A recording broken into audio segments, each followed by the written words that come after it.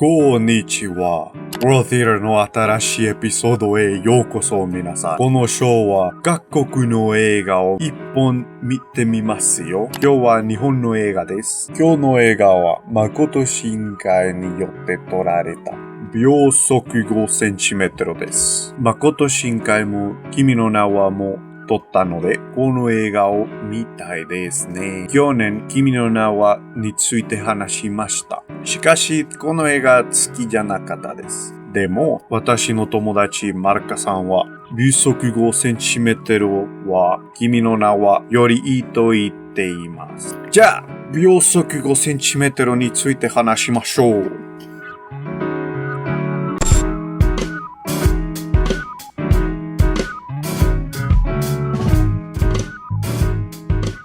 この映画は、塔の高木の3つのストーリーに分かれています。最初の部分は、東京の小学校で高木とあかりが初めて会いました。でも、高木とあかりは高校を卒業した後で、あかりは栃木に引っ越したので、高木とあかりは手紙でやり取りをしていました。1年後、高木は鹿児島に引っ越すことになったので、彼はあかりに会いに行きます。栃木から鹿児島まで車で17時くらいかかります。ちょっと長いです。大雪の中、高木は電車で旅行しています。栃木に着いたのが遅かったですが、まだあかりは高木を持っています。そして高木とあかりはキスしました。キスだけ？二つ目の部分、高木は高校生です。今は種子島に住んでいます。ここに墨田かなえ、高木の同級生は高木のことが好きでした。かなえは彼に告白したいですが、高木はかなえの近くに中を探しているので、彼と話すことができませんでした。最初の部分は7年後話です。高木はプログラマーしていて、東京に住んでいますが、まだあかりが大好きです。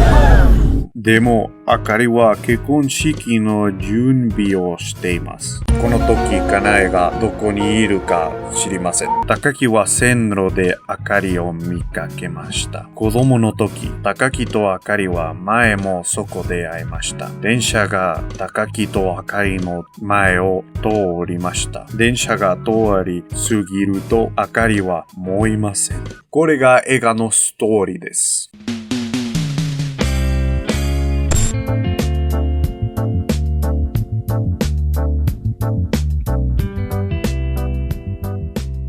では最初に、この映画あまり好きじゃないです。秒速 5cm は面白いアイディアがあります。桜のメタフォーも面白いです。花びらは一緒に落ちて秒速 5cm を分けられます。問題はその面白いアイディアがありますが、変な部分があります。キャラクターと物語はちょっとつまらないです。キャラクターについて全然わかりませんでした。高木とあかりの人格は完璧で、彼らはつまらないです。高木とあかりの人物像全然見られませんでした。かなえはちょっとスタッカーっぽくて、いつもは怖さがあるし、かなえの人格は完全じゃないです。このものは長みたいですが、かなえは普通になります。一ついいところは映画の絵たちのデザインです。背景は綺麗ですね。本当君の名は秒速 5cm よりいいです。君の名はつまらないキャラクターもありますが、ストーリーは面白く、よりよく作られていました。イユが映画について思ったことです。